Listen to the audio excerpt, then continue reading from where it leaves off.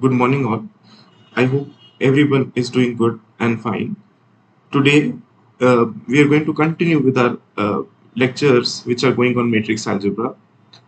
Till now, we have completed eigenvalues, eigenvectors, and we have also we have also done yesterday a little bit about diagonalizability, little bit more than little bit, I would say. Most of the things we have covered yesterday itself.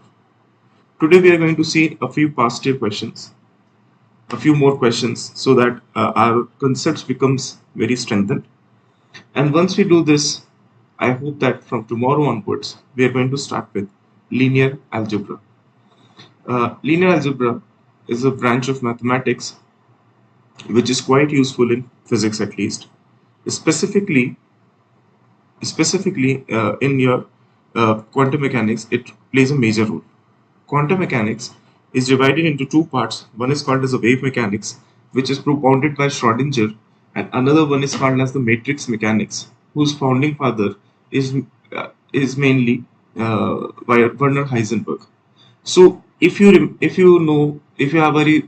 have a very strong footing on linear algebra, then things will become very easy for you. Okay, so with this motive, let us begin with today's lecture on matrix algebra.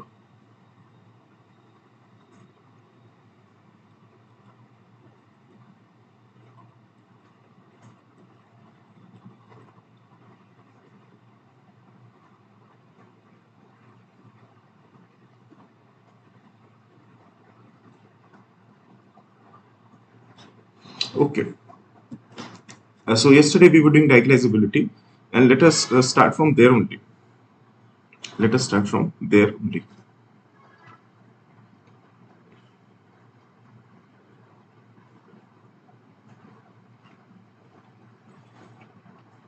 Okay,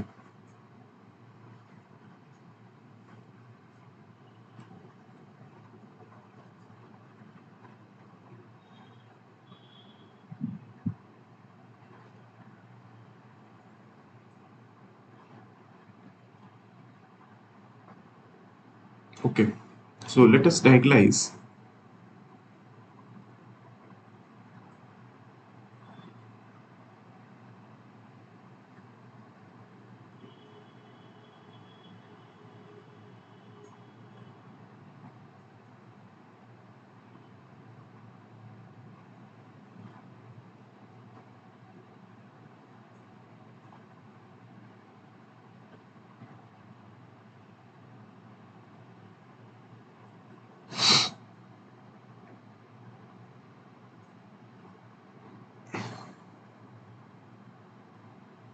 Okay, so let us start with diagonalization that we left yesterday.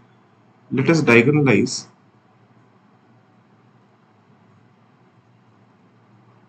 a triangular matrix today. So let us diagonalization of a upper triangular matrix.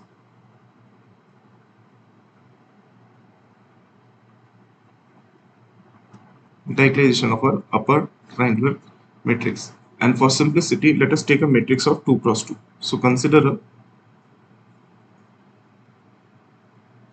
2 cross 2 complex matrix A given by A, B minus of A, then 0 and A. And then we want to find the diagonal matrix to A. This is one. And second, we also want to find A raised to power k. Obviously, we know that if we diagonalize this matrix A, then only eigenvalues will be staying here. But let us do it with the formal approach that we developed yesterday. Okay, so let us first find the eigenvalues. Okay, so let us first find the eigenvalues. I told you initially in one lecture that for the triangular matrix, so this is an upper triangular matrix, isn't it? The elements below the principal diagonal is 0. So this represents an upper diagonal matrix, upper triangular matrix. This represents an upper triangular matrix. And if you remember, I told you that for triangular matrices, eigenvalues lie on the, sorry, this should be B, I guess. Eigenvalues should lie on the diagonal elements. Uh, so so eigenvalues for matrix A, instead of finding, are A and B. Clearly you can see this, because see, for upper triangular matrix you can I have given you the result for both upper triangular as well as lower triangular matrices. That is, in general, for triangular matrices, the eigenvalues lie on the diagonal elements. So basically these are your eigenvalues, that is A and B. Okay, now let us try to find the eigenvectors. So corresponding to lambda is equal to A and corresponding to lambda is equal to B, let us try to find the eigenvector. Let us try to find the eigenvector.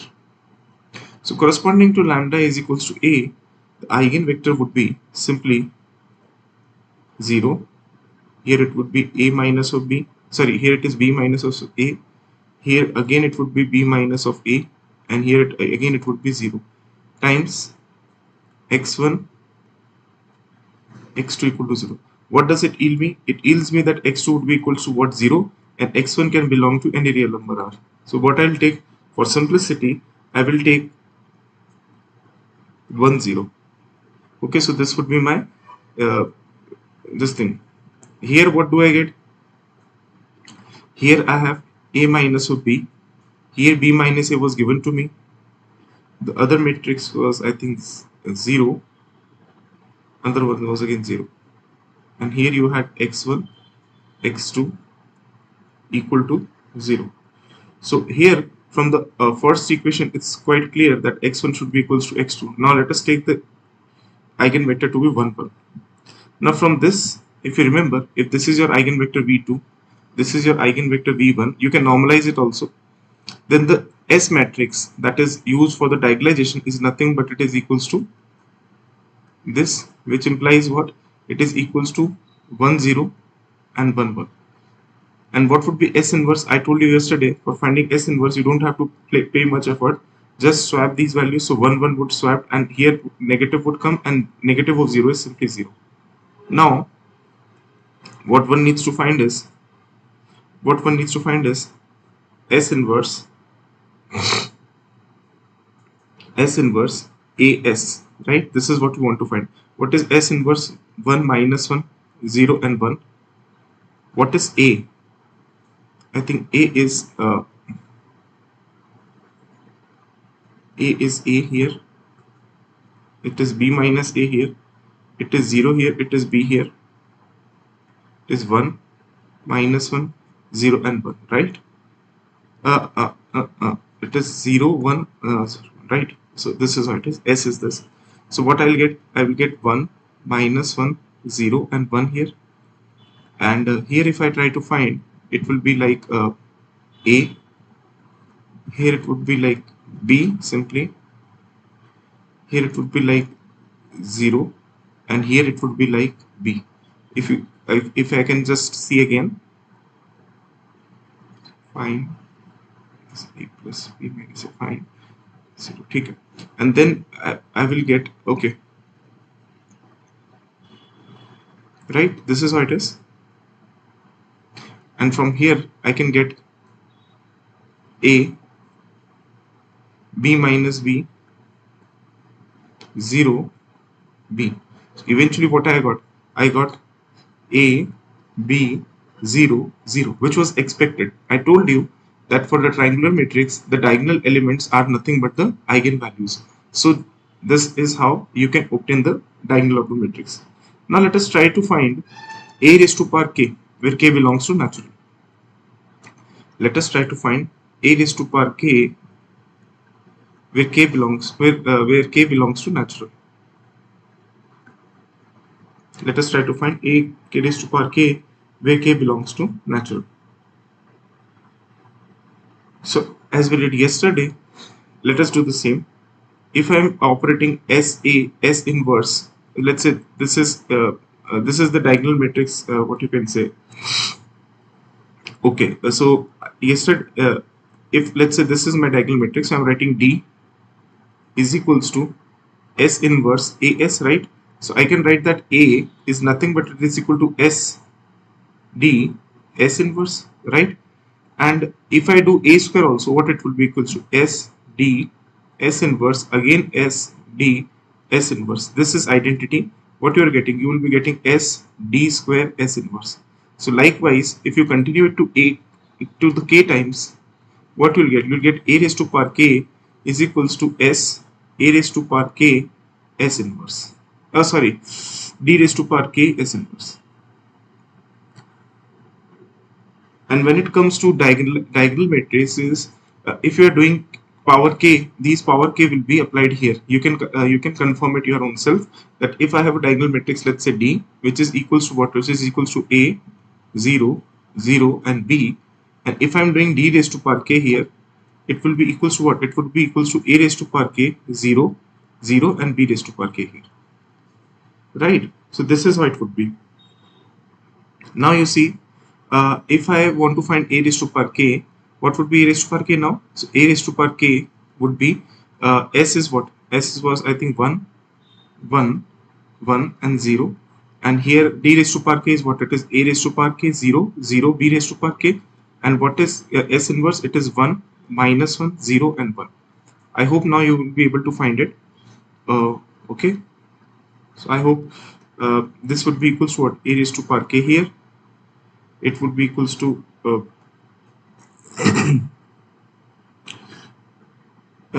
raised to power k and then minus a raised to power k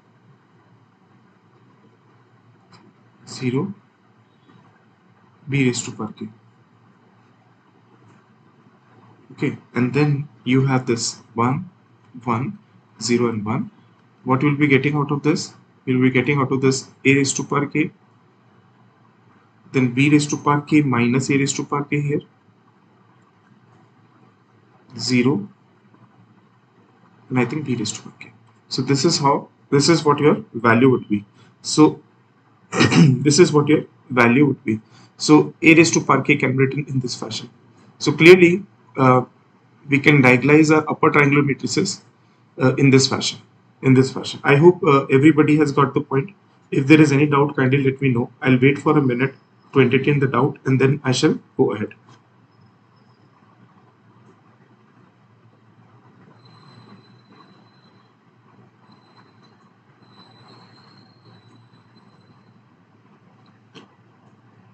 Okay, I hope it is clear. Okay, so let us move towards a few more questions. Okay,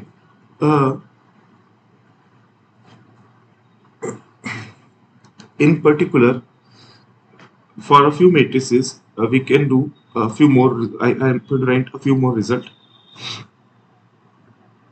Okay, so just give me a minute.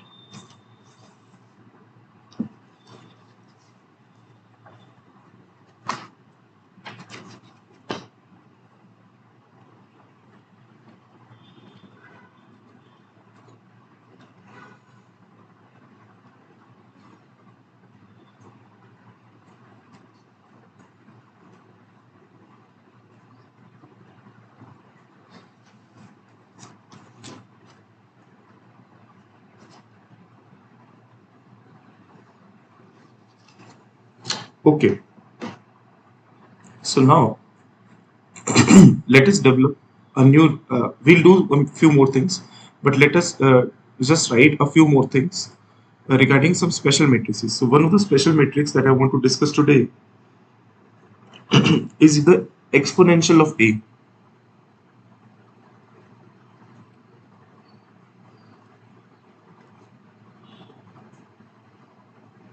Exponential of A. Okay, so if a matrix is given to you, a square matrix in general is given to you A,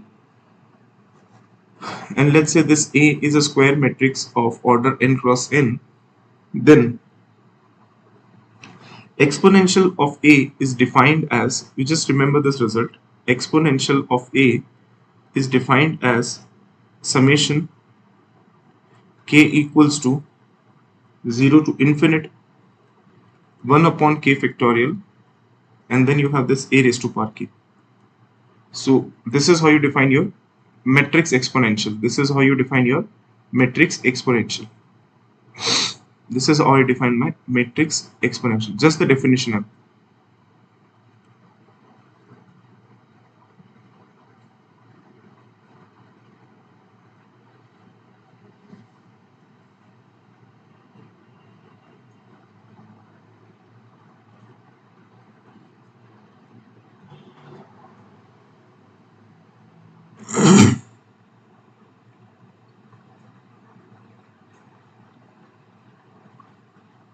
Okay, so I hope it is clear.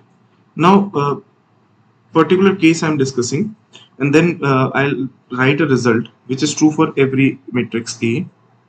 Okay, so one of the very important result that you need to understand is the uh, determinant. Okay, so I'll just write the result so that you'll be able to understand that, and then I'll move on to the different other things.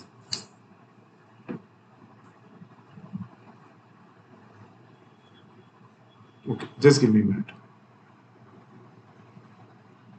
Okay, so let's say you have a matrix.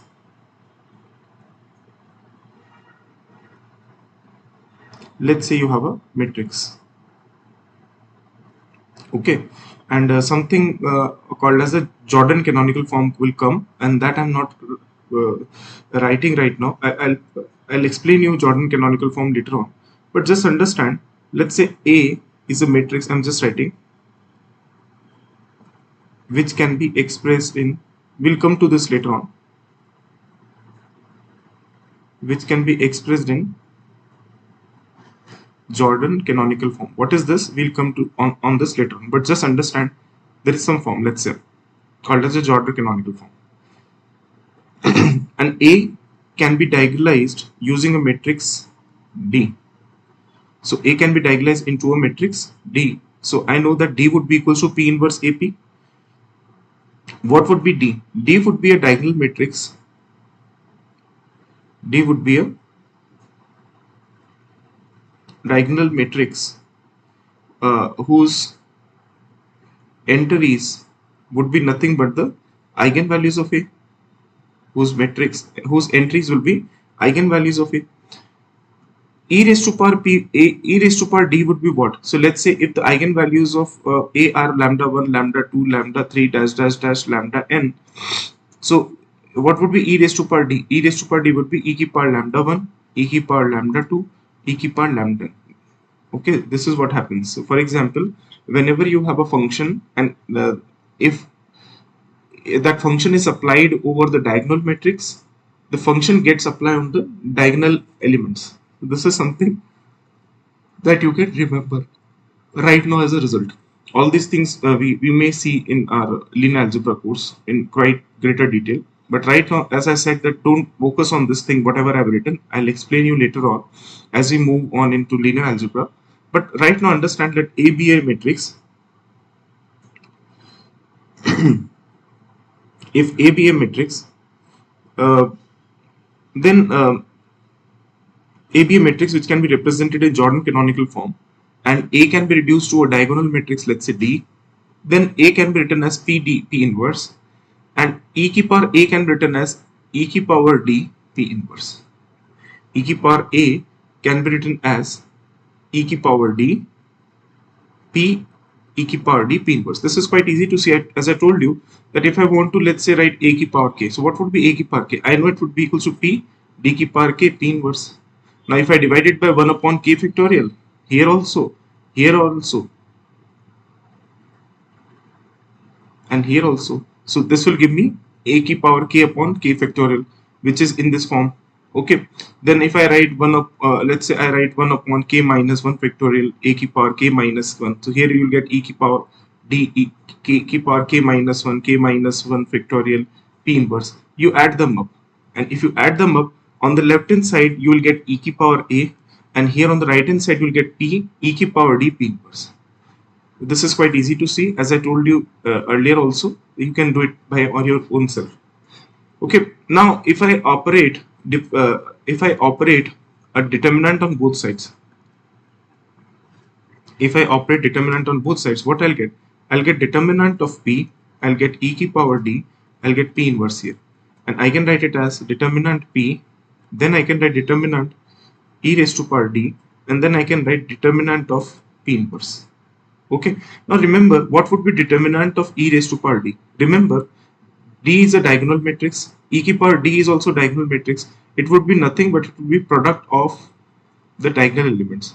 Because see, what is determinant is nothing but product of the eigenvalues. So if I product all these, what I will get? I'll get e to power lambda 1 into e to power lambda 2 into e to power lambda 3 dash dash dash e to power lambda n.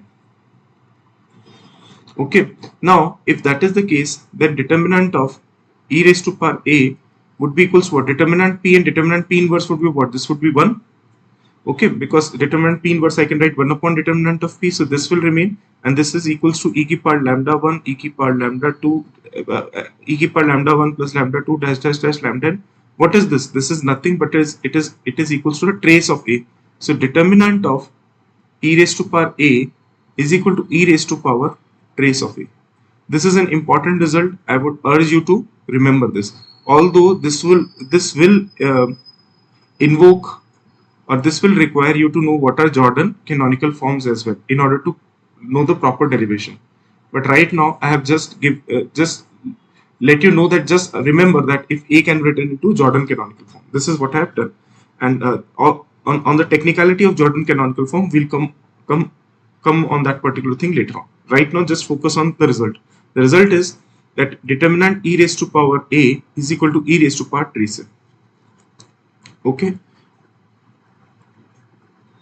and also focus on, just give me, also focus on another result which I gave you is the matrix exponential,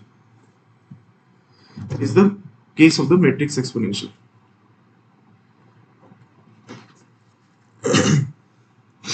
Today my throat is very bad, okay, but I'll help myself anyhow. So just, okay, that is good. So people are getting their answers, that people are getting their things, so that's good. So just remember the result. If at all you are not able to understand the entire derivation part, then on the proof part, then also it is fine. Okay, now let us do a few questions to understand it in greater detail.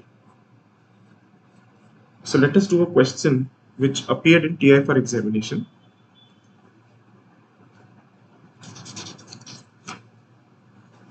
Okay, just give me a minute. I'll write the question for you.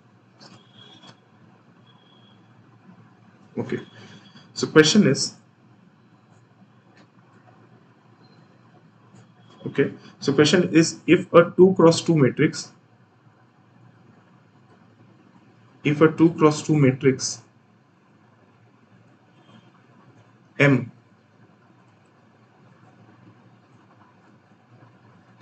is given by this particular thing, 1, 0, 1 minus iota upon root 2, and here you have 1 plus iota upon root 2, okay, then find the determinant of exponential of capital M. Then find the determinant of exponential M. Then find the determinant of exponential M.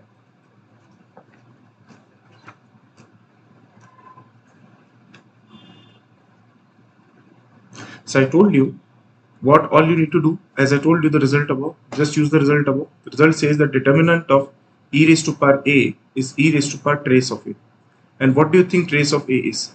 Trace of a is nothing but it is equals to 1. So answer would be what? E raised to power 1 e. It's done. It will take only a second for you to write the answer. I hope it is clear.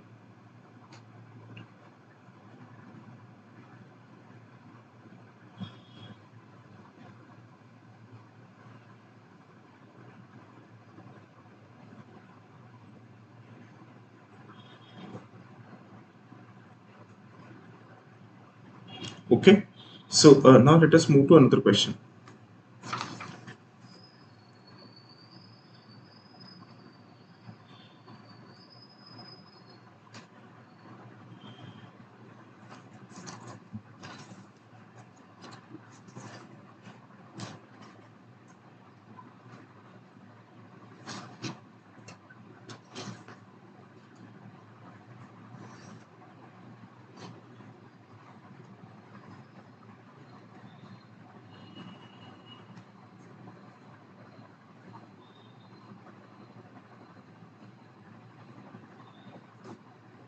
Okay, okay, ठीक. So let us move to another question which was asked in net exam. The question said that consider matrix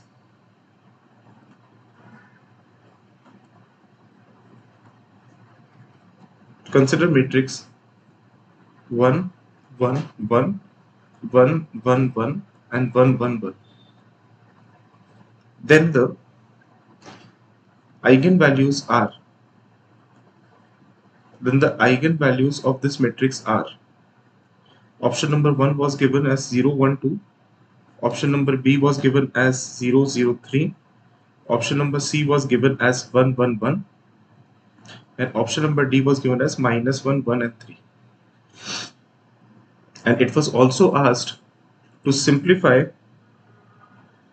exponential of m. So exponential of m is written as e raised to power m equals to identity plus e raised to power 3 minus 1 m upon 3. Option number 2 was given to you, e की power m is equal to 1 m plus m square upon 2 factorial. Option number C was given to you as e की power m is equals to 1 plus 3 cube m, and option number D was given to you, e की power m is equal to e minus 1 m. I'm leaving it to you as a exercise. Just try to do. I'm giving you 2 minutes to think about it.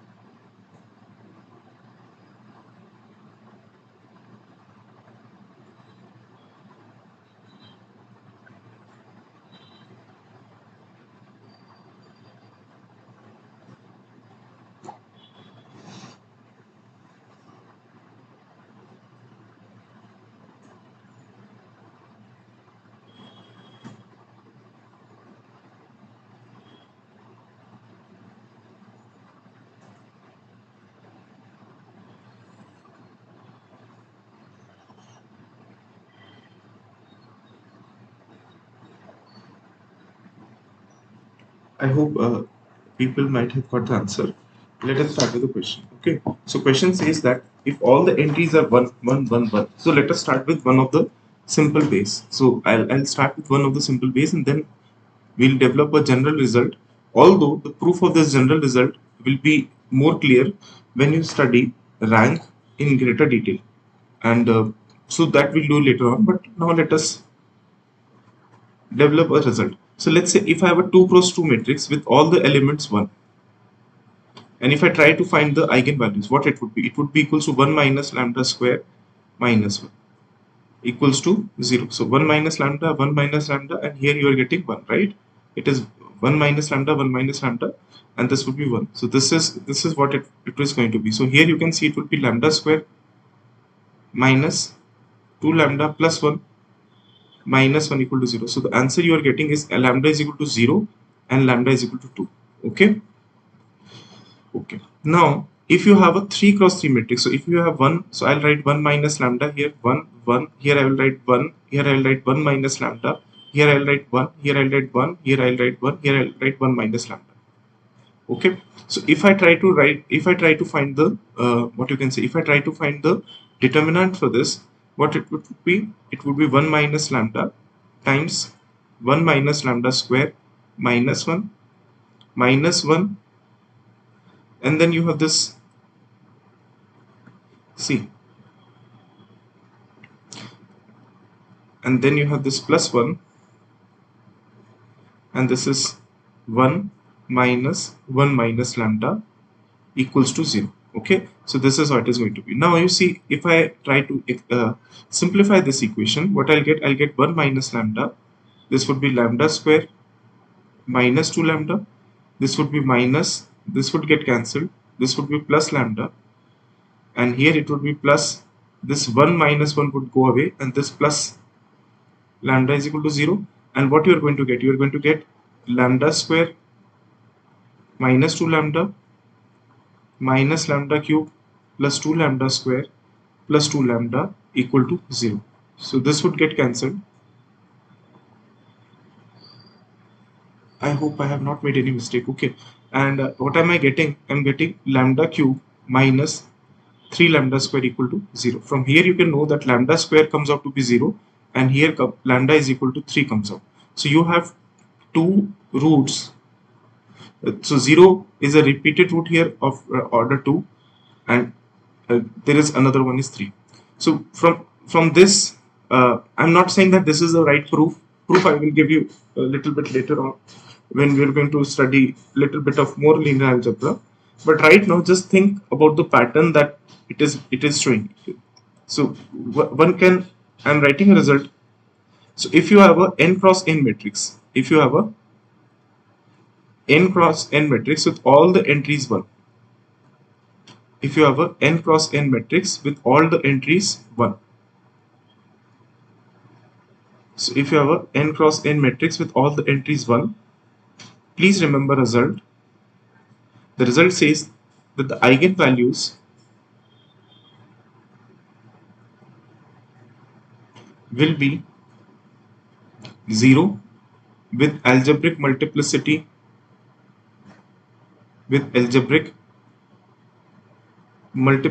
of n minus 1,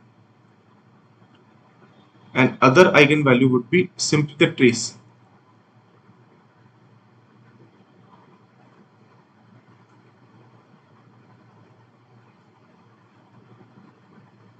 So let's say this is your matrix A, so other eigenvalue would be simply trace of A. Okay, so in totality you will have n eigenvalues in which 0 will appear n minus 1 times, that is 0 will be an eigenvalue with degeneracy n minus 1, and the other eigenvalue will be nothing but the trace of it. I hope it is clear now.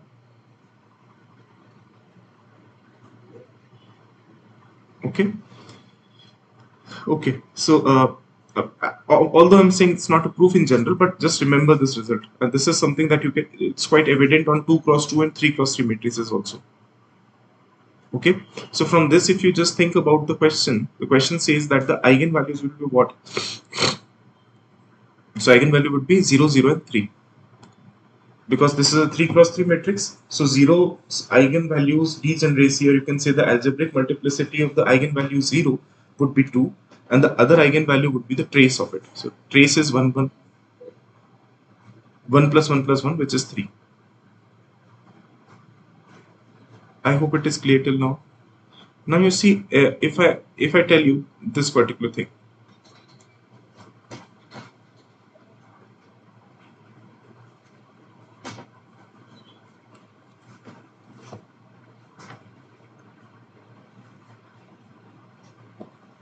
so okay, so now we want to find exponential m, right? We want to find exponential m. So I told you what is exponential m. Exponential m would be identity plus m square upon 2 factorial plus m cube upon 3 factorial, so on and so forth. This is what it would be, right?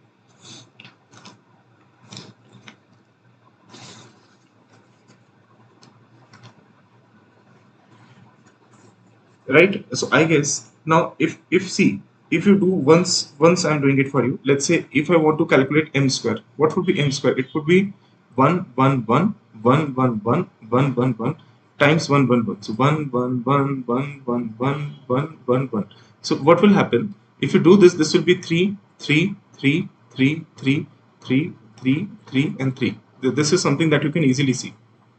Okay, so this implies what? That m square would be nothing but it will be equals to 3 times m. Okay, m square would be simply 3 times m. What do you think m cube would be then? So m cube would be nothing but equals to 3 times m square, and which will be like n 9 times m. So what we are getting, that if 2 is here, what would be m cube? M raised to power 4. M raised to power 4 would be 9 m square, and what is m square? 3, so 27 m. So what you are getting, that if I am trying to compute m raised to power n, I am getting 3 raised to power of n minus 1 times m. I hope it is clear. So if this is the case, then what will happen?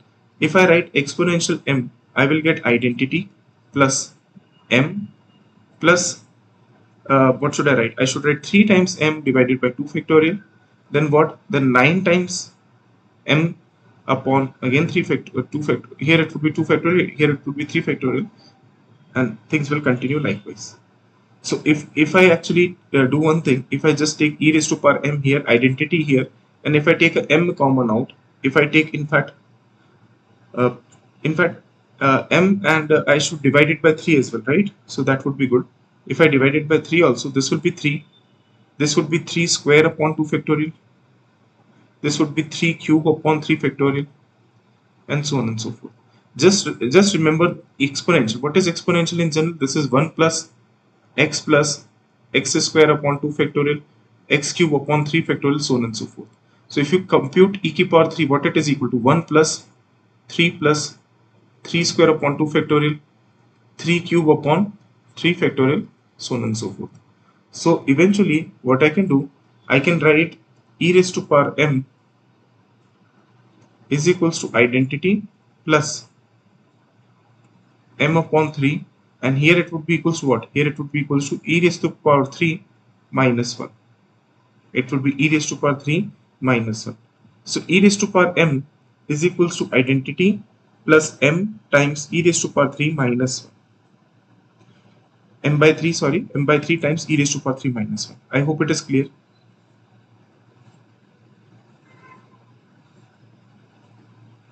So from here, this would be an answer. A would be an answer. I think it is quite easy to see. So I hope.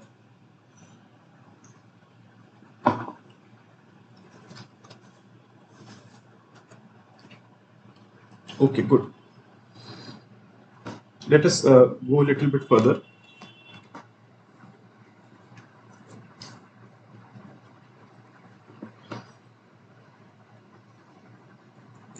And see a few more questions regarding eigenvalues and eigenvectors. Give me a minute. I'll help you out.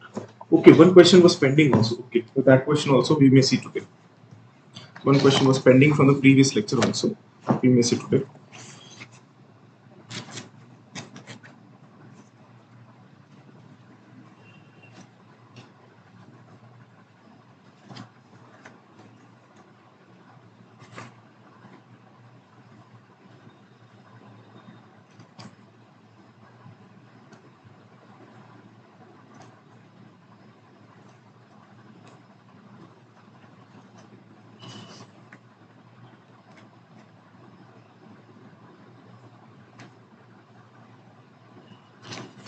Okay, now just think about this question that I'm giving it to you.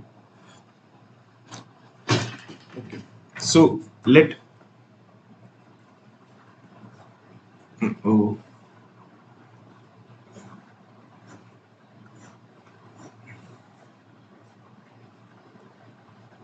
okay. So the question is, let A belongs to a set of 2 cross 2 matrices with real entries. Then which of the following is true? Which of the following is true? Option number 1: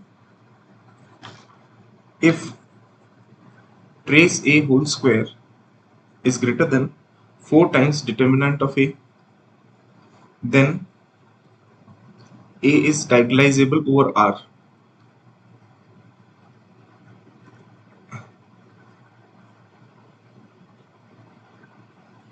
Option number B, if trace A whole square is equals to 4 times determinant A, then A is diagonalizable over R.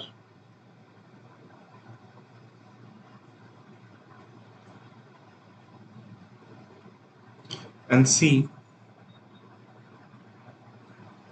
if trace A whole square is less than 4 times determinant of A, then A is diagonalizable over R.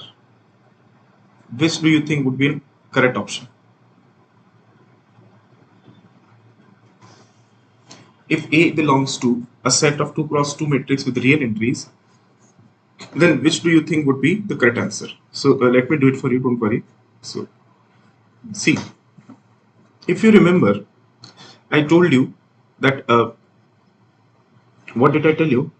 I told you that if I form a characteristic polynomial for A, what it would be equal to? It would be equal to x square minus sum of the eigenvalues, which is equal to what? Which is equal to trace of A, if you remember.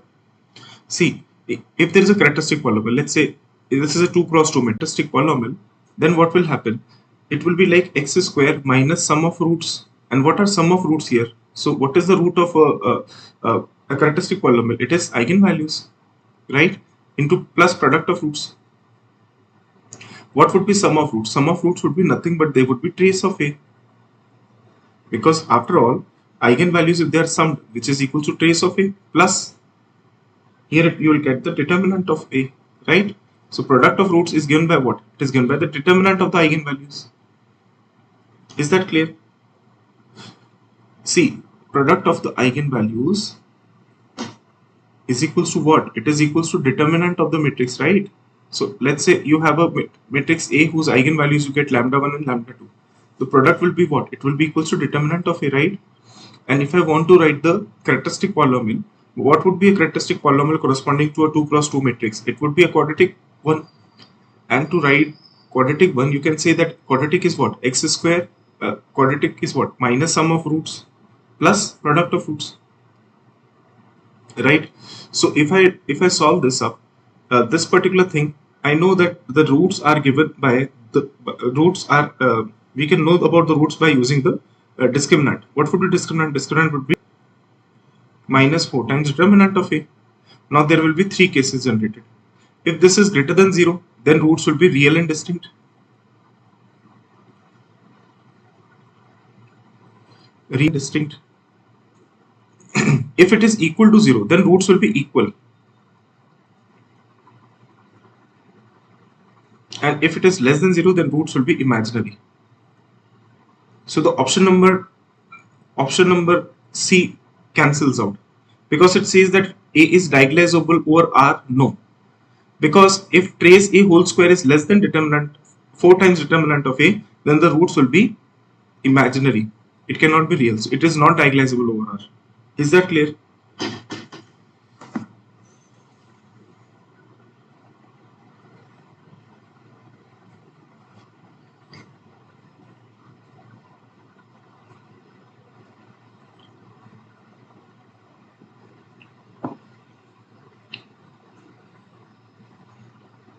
Okay. What about option number A? What about option number A? Option number A, yes, indeed true. Because if trace A whole square is greater than 4 times determinant of A, then you will have two distinct eigenvalues. You will have two distinct eigenvalues. Okay, you will have two distinct eigenvalues, and therefore I can say that my matrix A would be diagonalizable. Matrix A would be diagonalizable.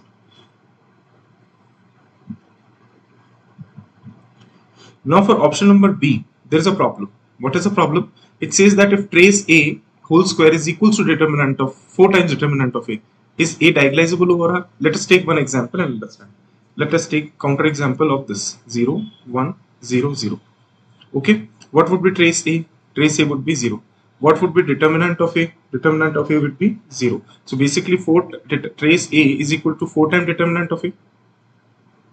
Trace A is equals to 4 times determinant of A, right? Is that clear? And if I want to calculate, this is a 2 cross 2 matrix. If it has two linearly independent eigenvectors, then clearly I can say that this would be diagonalizable. But you can see that this is this will come out as lambda square equal to 0. So it has two same eigenvalue, which is 0. It has two same eigenvalues, which is 0. So basically here the eigenvalue 0 has an algebraic multiplicity of 2. And if I want to write this 0 minus lambda, and here I will get x1 and here I'll get x2, right? So from here I know that I'm getting my minus and this is in fact 0 only. So here from here what I'm getting, here I'm getting x1 into 0 plus x2 is equal to 0, and from here I can write that x1 may belong to any real r, but x2 can be only equals to what? It can be equals to minus of x1, right? Not even minus of x1. x2 would be equals to what? 0. So there is only one, because the other equation is not going to yield you anything. So it has only one eigenvector, which is equals to, let's say, 1 0. So clearly it is not diagonalizable. A matrix A is an n cross n matrix is diagonalizable if and only if it has n linearly independent eigenvectors. It is a matrix of 2 cross 2 and it has only one eigenvector. So clearly I can write that option number B is also wrong. There is only one option which is correct, which is option number 1. Is that clear or not clear? Please let me know.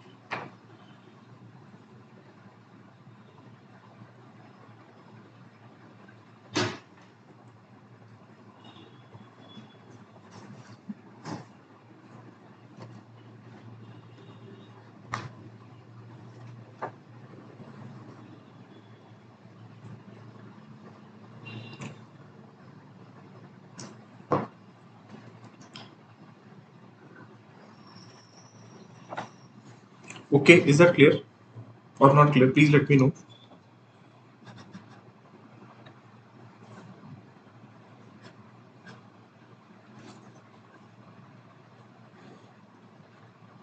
Okay, so good. So, okay, now let us do a few more questions. Okay, so another question was asked in TIFR examination. Okay, so this question was asked in TIFR. So, question says, the question wants to know the trace of a 4 cross 4 matrix U given by exponential of A, where A is equals to what? Where A is equals to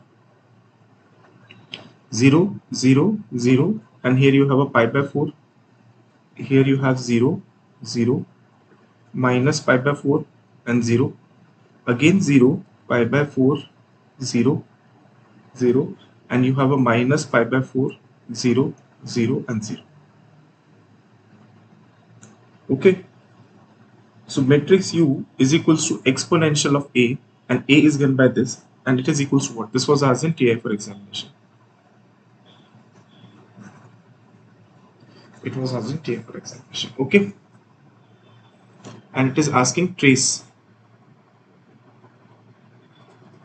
Okay, so how to do this question, so let us take one general approach. Let's say if I'm a student, and I'll take a general approach in the exam. Okay, so what would be the general approach in the exam? So general approach would be to see, let's say I know that I have defined matrix exponential as what? I've defined it as identity plus a square upon 2 factorial plus a cube upon 3 factorial, so on and so forth. This is how I define my exponential of a. This is the matrix exponential. Now you see, if this is so defined, what I can do in the exam is I will try to find a square, right? The first thing that comes to mind is, let us find a square. So what would be a square? It would be 0, 0, 0. I'm just writing a first, okay?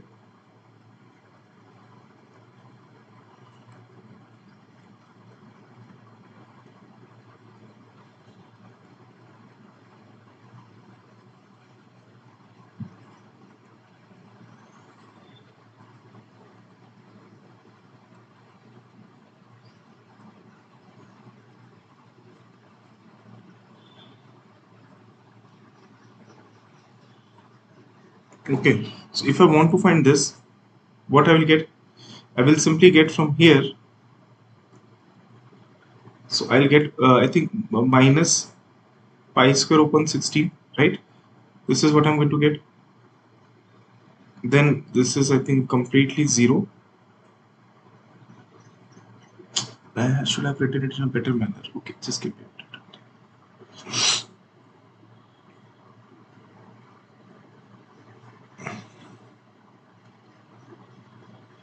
Okay, so this would be like 0, and here it would be pi by 4, and here minus pi by 4 is given to you. Then you have 0, then you have 0, and then you have 0, right? Okay, so this would be like minus pi square by 16, then it will be like 0, again a 0, again a 0. Okay, now if you take this would be again a 0, but this would be equals to minus pi square upon 16. Okay, then again you see this would be 0 and this would be 0.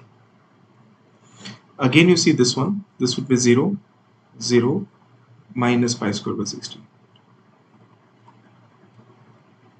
And similarly, if you go for the last one,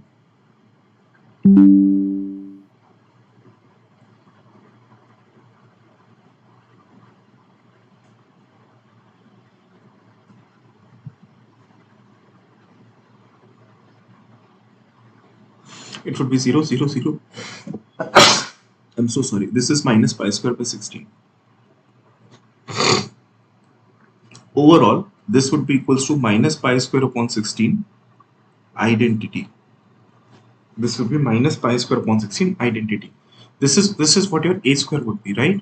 So indeed, I can say that my a cube would be equals to what? A cube would be simply minus pi square upon 16 identity into a.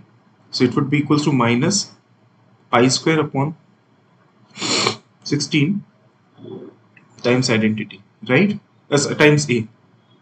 See, what would be a raised to power 4? What would be a raised to power 4?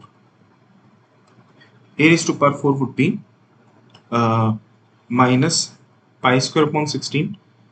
Again a square would come here, so it would be, what is a square? It was again minus pi square by 16 times identity. So I'll get pi square, pi raised to power 4 upon 256, and this is identity here, right?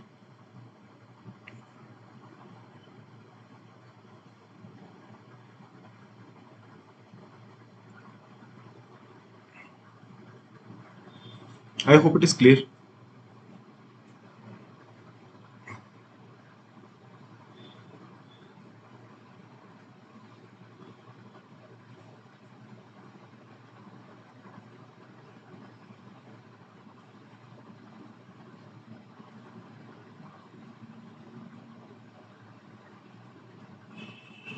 Okay, so if I want to write, Okay, so I'll have to see this figure out. This is fine. A square is fine. What would be, I think this should be identity now, so it is fine now. If I take a minus pi square over 16 outside, so this would give me identity, right? And if I take a both sides, I'll get this only. I hope this is fine. I hope nothing is wrong with this. Let us see what I can generate. So what I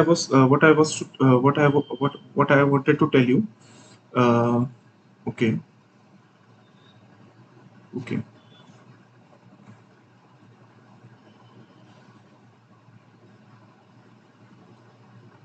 we want to find trace, right? We want to find trace e raised to power a, right? We want to find trace e raised to power a. And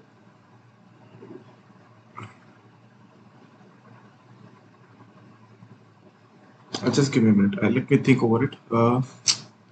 What it would be? Trace of a matrix U of e raised to power a, right? So what do I feel is,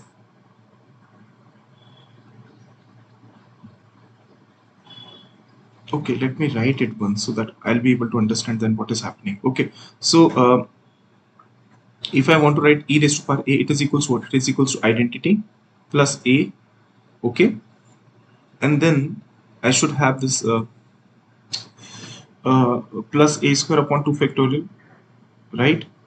And then I should have minus plus a cube upon 3 factorial. Then I will have a की power 4 upon 4 factorial, so on and so forth, right? This is how it is. Okay, and what am I getting out of this? My a cube is I think what I can do is I can write one thing, right? So e की power a is fine. E की power a is identity. um, Okay, so I'll use one property. So that would be better to do. Otherwise, it will see. Always remember that I should write the trace of a trace in general. Trace is in general a linear transformation. That will is a linear transformation. So what will happen? Let us say we have matrices. Let's say we have two matrices. Okay. Let us consider matrix M uh, n cross n, let's say with real entries or complex entries, whatever be the case. And let's say these are a and b, and if I want to write trace of a plus b, it is equals to trace of a plus trace of b. Okay, now if I want to find trace of e raised to power a, it will be equals to trace identity plus trace a plus trace of a square upon 2 factorial plus trace of a cube upon 3 factorial plus trace of a raised to power 4 upon 4 factorial, so on and so forth. Okay, so actually I was thinking that somehow they get merged together, but they are not getting merged. Fine, good enough, no issues. So what I'll do, I'll take a trace on. Achha, okay, now let us and one thing is clear, that since it is we are talking of 4 cross 4 matrix, identity's trace would be equals to 4. That is quite clear. The trace of identity would be 4. You see 1 1 1 1. So I think this is clear. What is trace of a, by the way? I hope it is 0, then things will be very much simplified, right? So trace of, sorry, not this, trace of a is what? It is equal 0. Trace of a is what? It is equal to 0. So it is quite easy to see that trace of a would be 0. So all these terms, what would be trace of a cube? See, all the odd powers of n, all the odd powers of n are actually some constants, forget about the constant, times a. So if I take a trace of a here, it is equals to this constant times trace of a, and I know that trace of a is 0, so this would be 0. So for odd power, trace would be 0. So if I am raising a raised to power something odd, then the trace value would be 0. Only things I think that would be surviving is these even powers. So trace of e raised to power a would be 4 plus 1 upon 2 factorial, and what was this? I think it was minus here, pi square upon 16, again 4, because trace a square was what? If you remember, a raised to power 2n is some constant here. I'll do that also. Let's say that would be equals to what? Minus pi square upon 16 raised to power n, and here was coming as identity. So if you are saying a raised to power 2, so it was minus pi square upon 16 identity. If you are saying n equal to 2, that is a raised to power 4, it would be pi ki power 4 upon 256 identity. So the last term would be plus 1 upon 4 factorial pi raised to power 4 upon 256, and this would be like again 4, and so on and so forth. Okay, so if I want to calculate, if I take a common out, if I take 4 common out, what I'll get 1 minus of uh, pi square upon 16 upon 1 upon 2 factorial, and then plus 1 upon 4 factorial pi square upon I should write pi upon 4 raised to power 4, right? And so on and so forth. And this I can write pi upon 4 whole square, right? So this is how I can write. Okay, so what I'm getting, I'm getting this as trace e raised to power a is equals to 4 times, this is what, if you remember, this is it not cos series? It is a cos series, right? And specifically cos pi by 4. So this is cos of pi by 4. 1 minus of, if you remember, cos is what? 1 minus of x square upon 2 factorial plus x ki power 4 upon 4 factorial, so on and so forth. Okay, so so what I'll get 4 into 1 upon root 2. This will be answer as 2 root 2. I hope it is clear.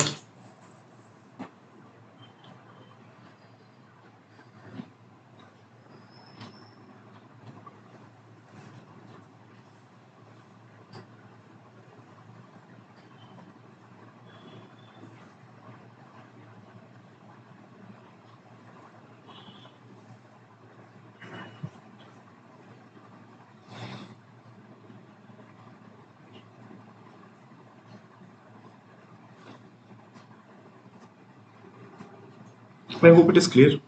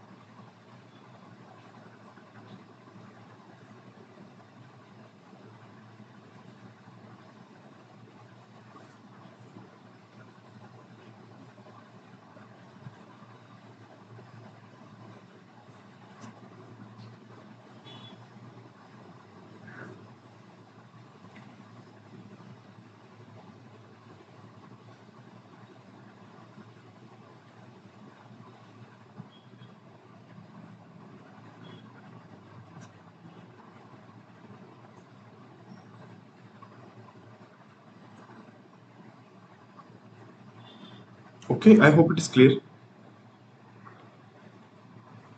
Okay, so these are very easy questions from the exam only I've given you. This was from TIFR. Another approach can be to actually the other approach can be to think about the diagonal matrices. Think about the diagonal matrices. So what another approach can be that if you think about diagonal matrix and somehow think that it can be reduced to a diagonal matrix and then add the eigenvalues, because after all for the diagonal matrices eigenvalues lie on the diagonal entries. So if at all this matrix is diagonalizable, then you can do that particular thing also. That particular thing can also be done. Okay, but I would suggest that this would be a better thing to do in exam. Okay, because see, at all, the amount of effort that you're going to take in order to find the what you can say eigenvalues and everything would be the same as what I have is spent here. Okay, so that may also be one of the approaches, but I would suggest that you can go through this approach as well. So basically, what I want to say, let's say if I can diagonalize it, the first thing is whether this is diagonalizable. So this is another question. I'm writing it here. So see, what I can do is in exam I can do this thing. Okay, but there are questions, deeper questions. So for example, if I say that, let's say it is similar to one of the diagonal matrix, and I convert into a diagonal matrix. So let's say what would be diagonal matrix? So if the eigenvalues of this one is lambda 1, lambda 2, lambda 3, okay, and lambda 4. So what diagonal matrix would look like? It would be lambda 1, lambda 2, lambda 3, lambda 0. This is one of the suggested approaches. But the first thing question lies here is whether or not this matrix is diagonalizable. Whether or not A is diagonalizable. So in exam, okay, at times people do it, but I always prefer that one must be very much sure that whether or not is it that it is diagonalizable. The first thing should be this way. Only then you can apply the similarity transformation. Let's say A is diagonalizable. One of the ways can be, let us say A is diagonalizable, and I can reduce it to a diagonal form. I have reduced it to a diagonal form. Then A raised to power A would be simply E raised to power diagonal. So this would be this way. And then what you can do, then I know that this matrix and this matrix are similar, then the traces must be similar. So e raised to power lambda 1 plus e raised to power lambda 2 plus e raised to power lambda 3 plus e raised to power lambda 4 will give you the trace of e raised to power a. So this is one of the approaches that can be done.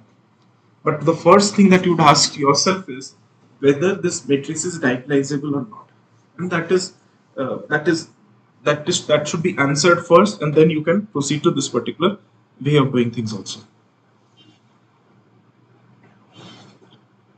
I hope it is clear. Now let us do one more question from TFR only, because there are questions which have been asked time and again. So let us do, and it is a question from Hermitian matrices.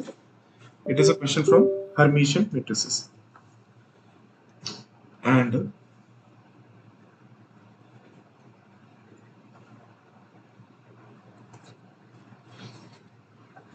okay.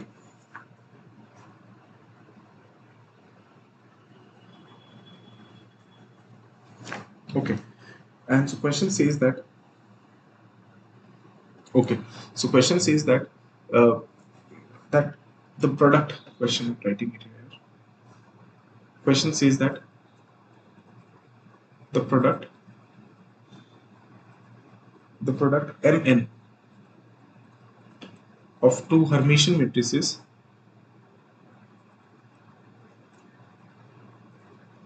the product Mn of two Hermitian matrices M and N is anti-Hermitian. Okay, so what are Hermitian matrices? M and N are given to be Hermitian, and the product is given to be anti-Hermitian. Then it follows that one Mn, this bracket, is equal to 0. The second one that is given to you is Mn commutator bracket, it is equal to 0. I hope you know all these brackets. If you don't know, then I'll let you know, don't worry. M dagger is equals to simply N, and D option given to you was M dagger is equals to N inverse. Okay, so now let us do it. It's simple. Okay, and this is anti-commutator, this is commutator bracket. So how would you do this? I know that my matrix M is Hermitian. That implies M dagger would be simply equals to what? M, and N dagger would be simply equals to what? N. And it says that product of Mn, that is, if product I'm taking, and this Mn, if I'm doing a dagger, it is anti-Hermitian. So it is equals to minus of Mn, right? But I also know that if I take a dagger, I'll get N dagger, and then I will write M dagger is equals to minus Mn.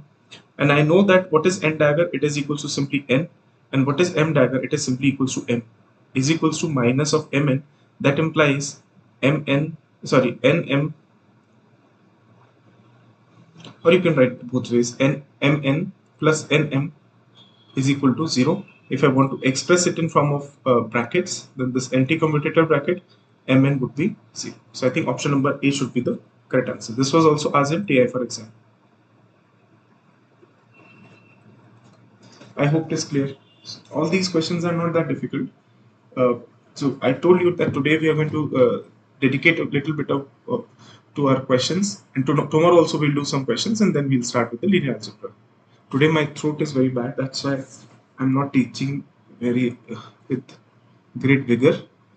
But okay. The question again says from it says that different 2 cross 2 matrices, two different 2 cross 2 matrices A and B are found to have are found to have are found to have the same eigenvalues. Are found to have the same eigenvalues. It is then correct to state that it is then correct to state that A is equals to SB S inverse, where S can be option number 1 traceless 2 cross 2 matrix. Option number B given to you was Hermitian 2 cross 2 matrix.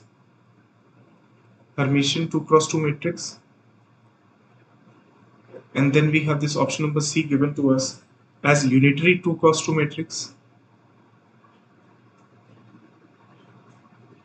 Option number D given to you as arbitrary 2 cross 2 matrix. So question, I think it's quite clear. The question says that if there are two different 2 cross 2 matrices A and B which are related by a similarity transformation, and indeed if they are related by similarity transformation they should have same eigenvalues, then what S can be?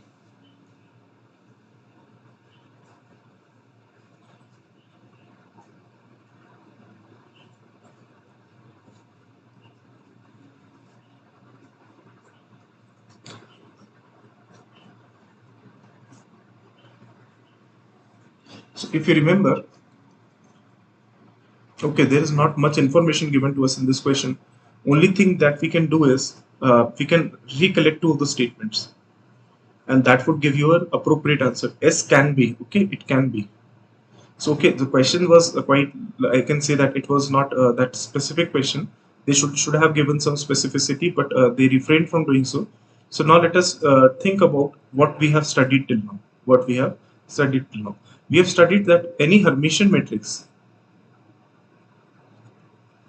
So there is not much information, so I'll be resorting to two of the statement.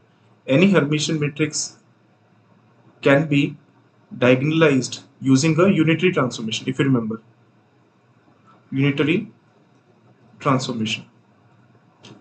So if you think about this, and similar thing can be written for real symmetric matrix, which can be diagonalized using orthogonal transformation. So here nowhere you have this orthogonal thing written to you. So if A and B, if I assume them to be Hermitian matrices, if I assume that they are Hermitian matrices, then I hope one of the option that can be correct is the most correct, because for other you will have to take some example. Okay, but overall, with limited information that has been given to you in the exam, it has been given to you that A is related to B with this particular transformation. So I can say that my B is nothing but it is equals to S inverse AS, right? It is equal to S inverse AS. It implies that B and A are similar to each other, and which has been also given by the fact that both have the same eigenvalues. If A and B have the same eigenvalues, okay, and in fact if they had given us in R also, then also we would have asserted that they are Hermitian, but I don't know why they have not given anything. But let's say they are actually asking us in R. So let's say if A and B both have real eigenvalues, then we can clearly assume that matrices can be Hermitian. And if matrices are Hermitian, then the S matrix, that is the matrix which actually reduces them to a diagonal one, is a unitary matrix. So most appropriate I can say would be unitary 2 cross 2 matrix, and this was what was given in the exam also. So I hope this can be one of the one of the things that they may be thinking to have asked. But I know this question is quite incomplete, so you can just think of it in this manner only. Okay, because for otherwise you'll have to take some examples and think, and that also not example. You'll have to take an example which says that okay, traceless 2 cross 2 matrix does not reduce it to a diagonal one, or that would be a very difficult option. So if you want to arrive at the right correct decision, then one of the things that you can think of is that think that your A and B are Hermitian matrices. If A and B are Hermitian matrices, then I've told you that the Hermitian matrices can be diagonalized using the unitary transformation. Therefore, it is asked it can be unitary 2 cross 2 matrix for sure. So I think C option must be the correct option because it seems to be the most appropriate one. I hope it is clear till now.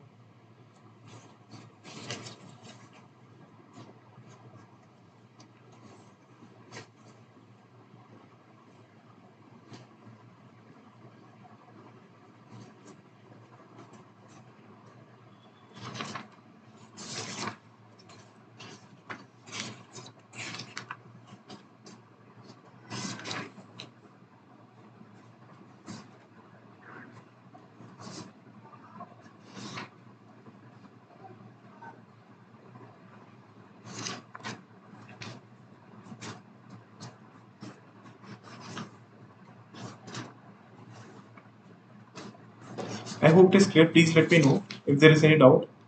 I know this is a little bit tricky question for exam because in exam we didn't have any other option but just to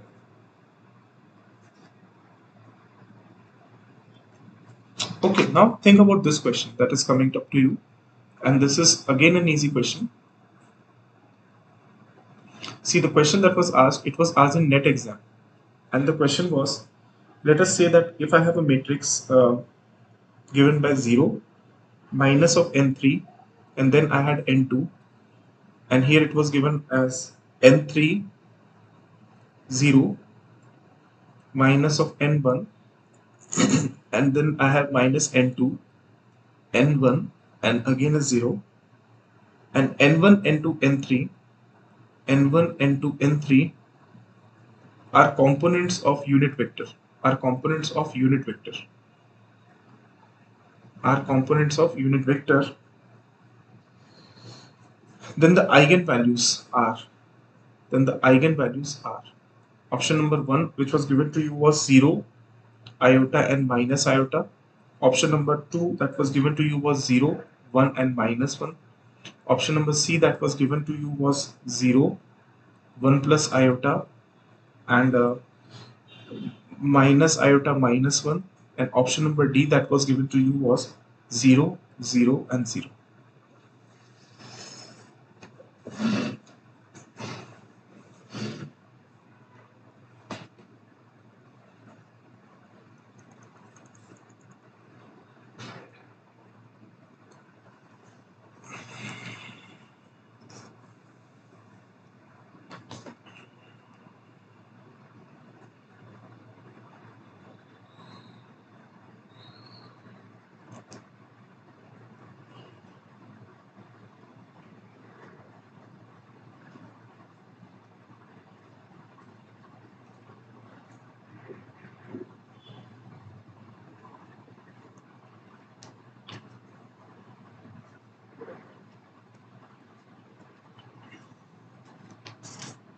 Just think about this question. This is easy. See, I'll help you out. Okay. See, the first thing that you can clearly see here is that if this question would have asked if this was a question in the examination, then I would have marked without even seeing the option number 1. Well, without even calculating, I would have marked option number 1. What gives me that? See, always remember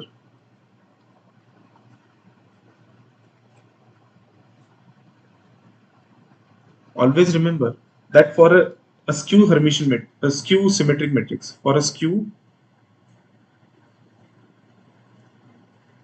symmetric matrix, for a skew symmetric matrix, all the eigenvalues, all the eigenvalues are either purely imaginary or zero. They are either purely imaginary or zero. Okay, so one of the safest one would be, clearly this is wrong because it is not purely imaginary. This is wrong.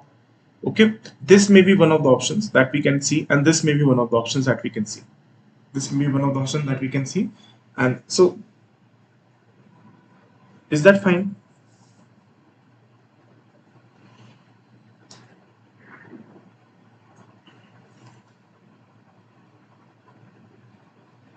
Okay, so one of the things that you can think of is, see, what you can think of is here is that, if, see, clearly this is a symmetric matrix that you can see on your own now. So let's say this is your n matrix. Let me write it as n matrix. N is equal to what? It is equal to 0 minus n3, and here you have n2, and then you have this n3 here, then you have 0, and then minus n1, and then you have minus n2, n1, and 0. And if I take n transpose, what I'll get? I'll get 0 minus n3 and n2, n3, 0 and minus n1, and here I'm getting minus n2, n1 and 0. And if I take minus common out, what I'm going to get? I'm going to get, so I can write that my n transpose is simply minus of n. My n transpose is simply minus of n, right? So clearly this is a skew symmetric matrix. If it is a skew symmetric matrix, all the eigenvalues can either be purely imaginary or they can be purely real. This is one thing.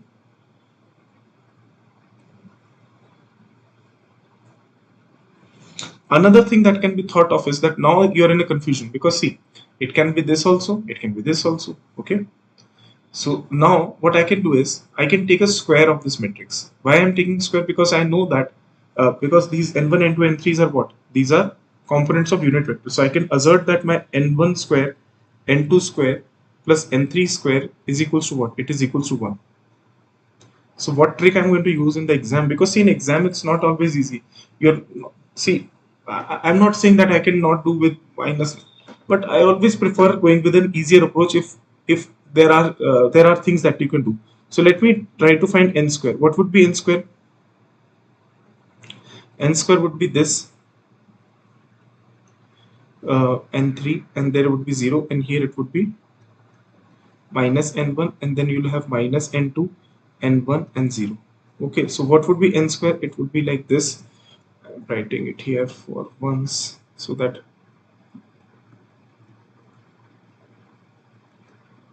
okay, now let me write this n square. What would be n square? N square would be, I think, the first bracket would be minus n3 square minus n2 square. It would be 0.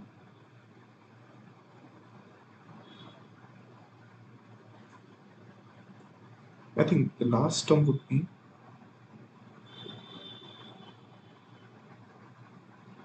0 n3. Okay, so this will be minus n1 n3, right? Minus n3 n1, right? And here you will get, I think, plus n1 n2, and then the middle term you're getting n3 minus n3 square and minus of n1 square. Okay, okay, so what I can do is, uh, let us say whatever be these things, let us say whatever be these things, and the last term would be what? I think it would be minus of, now we are getting close to what we want, minus n2 square, and why this is not minus here? uh, Here it is minus n1, right? Here it is minus n1. Okay, so now we are getting to something very significant. See, just think about this, just think about only this. I'm not concerned about all these things, these are fine, but just think about this diagonal side. So you can know that if I want to calculate the diagonal of n square, if I want to calculate the diagonal of n square, what am I getting? So if I want to calculate diagonal of n square and I want to calculate, if this is the case, I know that uh, what should I say?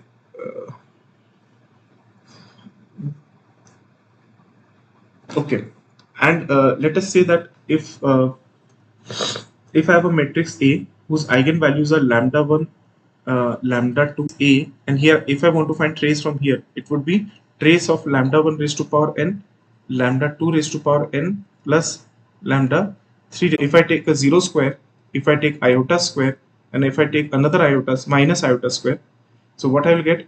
I will simply get minus of 2. I will simply get minus of 2. So the correct option that seems to me is this one. I think the option number 1. Are you getting my point or not getting my point?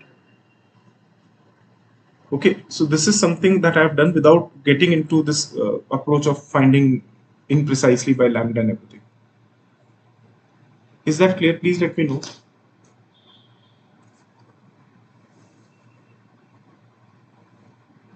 So if eigenvalues of a matrix A is lambda 1, lambda 2, lambda 3, eigenvalues of A raised to power n would be lambda 1 raised to power n, lambda 2 raised to power n, lambda 3 raised to power n, so on and so forth. So if I want to calculate the trace n square, it would be lambda 1 square plus lambda 2 square plus lambda 3 square. So how can you get minus of 2? You cannot get minus of 2 by squaring 0 and then adding. So that is not a feasible thing to do.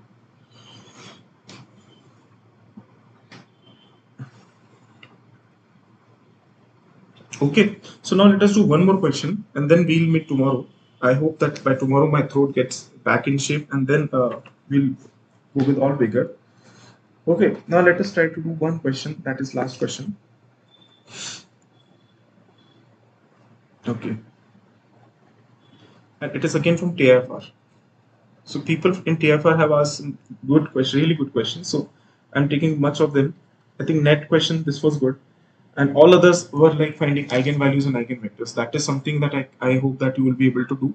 Otherwise, we'll have a problem session. Don't worry about it. We'll have a problem session on that also. Okay. So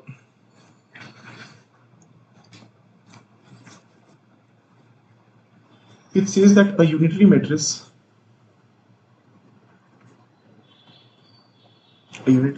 U is expanded in terms of a Hermitian matrix.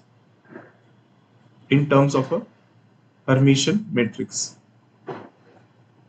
such that U is equal to exponential of iota pi h upon 2. Iota pi h upon 2. And we know that h is equals to what? H is equals to 1 upon 2, 0, root 3 upon 2. And then we had 0, 1, 0.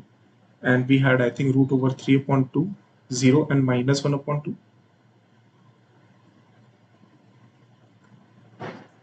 Okay. Then it was said that says that U is this and H is this. Then it is asked what is U? Find U. We have to find the U. We have to find U.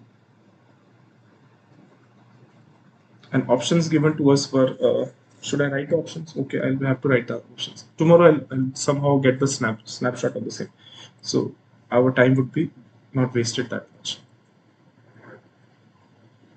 So here you have 1 upon 2, you have iota, you have 1 upon 2, you have root 3 upon 2 here, you have 1 upon 2, and you have iota here.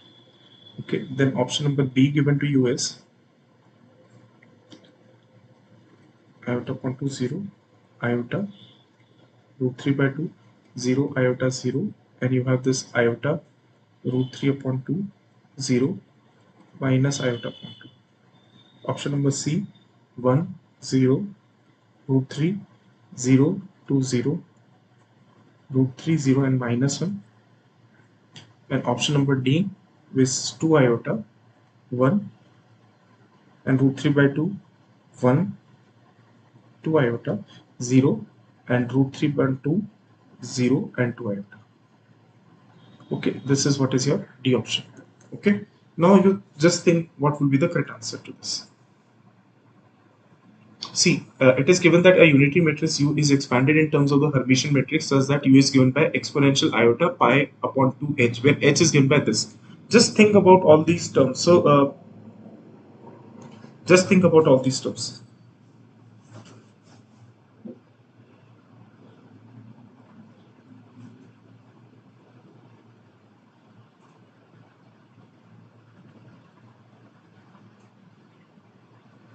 Okay, and what can you find about these terms is,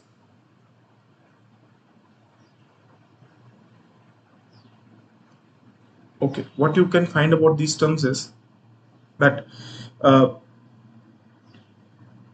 if I try to find h square, the same approach, see, because exponential will, however, involve what? Exponential will involve h in various powers, right? It will involve h in various powers. So let us try to find h square first. And you see that if I write this not as 1 upon root 2, let me write this, say, for example, the first 1 upon 2 that was given to you as sine pi by 6. Okay, let me take some advantage of the symmetry. This is 0, and let's say this is cos pi by 6, the last term which is given to you, right? Then 0, and then I think you had this 1 written, so let me write it as 1 only. This is 0. Here I will write it as sine, again, pi by 3, and then you have this 0, and this is minus cos pi by 3, right? At least there is some symmetry, why not use it? Okay, why not use it? Now if I do an h square, what I'll get, I have to multiply it with this only. So sine pi by 6 here, here you have 0, here you have cos pi by 6, here you have 0, 1, 0, and here you have sine pi by 3, and then you have 0 and minus cos pi by 3. Okay, now let us do it. So what you will get, you'll simply get sines, the first term that I'm getting is, okay, it's not fruitful using this, okay, it's not fruitful. The last term is sine pi by 3, no? So I should have written it as, I should have written it as cos pi by 6. That would have helped me, right? That would have helped me. So last term I can write it as cos pi by 6. Things would be easy then, okay? This is cos pi by 6, sorry. Last term I could have written as cos pi by 6. Then things would have been in the same angle, right? Last term cos pi by 6. Last term the first, like A31. Cos pi by 6, and here I can write minus of sine pi by 6, right? Now let us do it. So you will get sine square pi by 6 plus cos square pi by 6, the first one. Then the next one would be simply 1. Sorry, the next one would be simply 0. And the other one would be sine pi by 6. This is again my mistake. This is sine, and this is cos pi by 6.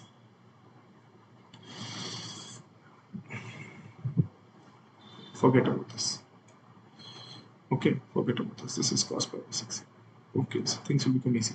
Okay, the last one would be again 0. You can see this is cos pi by 6 sine pi by 6 minus sine pi by 6 cos pi by 6. Then if I take this, this has been done, this is to be done, so this is 0, this is 1, and this is 0. And if I do this, this will be cos pi by 6, and this will be 0, this will be again 0. The last one would come out as cos square pi by 6 plus sine square pi by 6. So clearly I can say that my h square would be equals to what?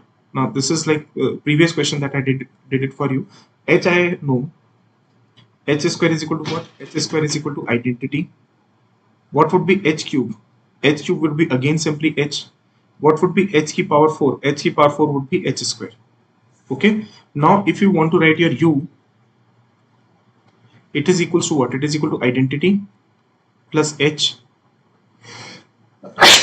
I'm so sorry. There is a pi by 2 also, right? I'm so sorry. There is an iota pi by 2 or multiplied to it. Okay. So I have forgotten to write it here. So here you will get an iota. Shut here. What is this? You will get this also. Why am I not getting this? Okay. Okay. So what was given to you? It was given to you that e is exponential iota pi upon 2 and then h. So what you can do, you can write it as u is equals to identity plus iota pi upon 2h plus iota pi upon 2 whole square h square, which is again identity upon 2 factorial.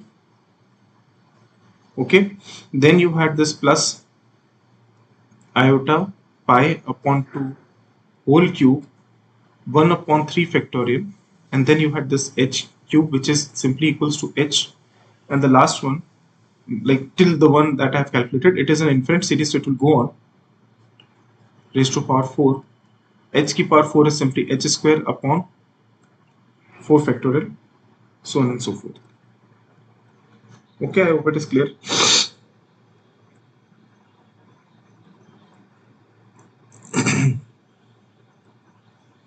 Okay, so okay, this is fine.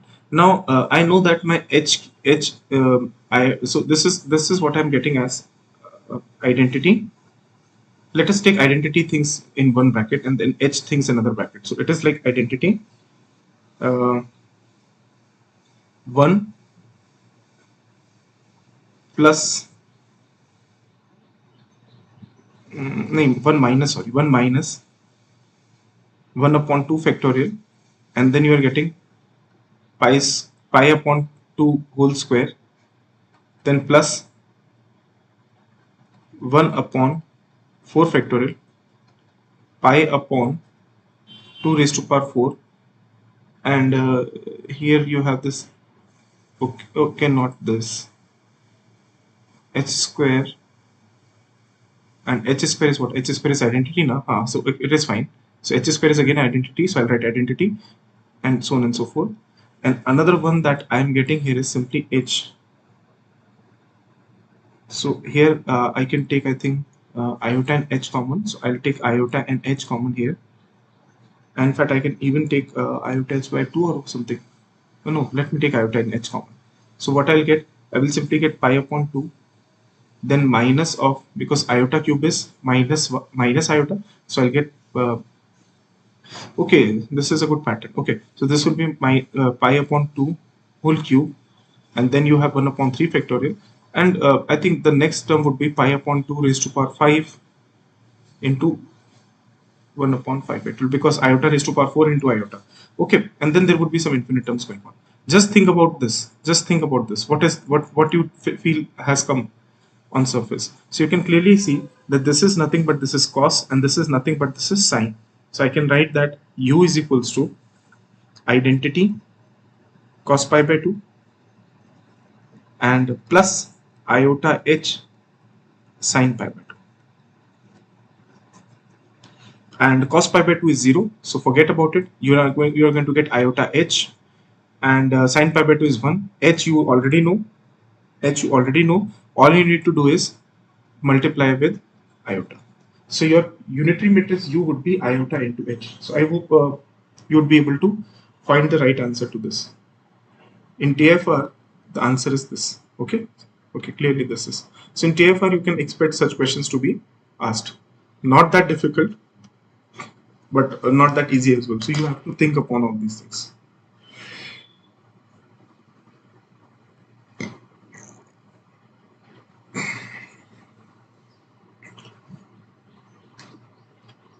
I hope it is clear till now. Okay, so we'll meet tomorrow and we'll try to do as many as problems from different examination and try to finish this topic. A small topic is left, and I think 2 problems are left that I left in midway. We'll discuss them. I think one problem was related to some trace of something, and I left it in middle because I thought ki once diagonalization is done, then I'll do it. And one of the problem was related to finding the rank. Probably tomorrow I may teach you, but otherwise rank also we are going to see much in linear algebra course also. The linear algebra course would be more mathematical. I would again insist you to remain patient. Okay, once you are done with linear algebra, I'm telling you, whatever operators I'm going to teach you in physics, you're straightway going to relate it to the things that we have already done. So I hope that you are liking these lectures. Please let me know your feedback. Till then, take care. Bye bye.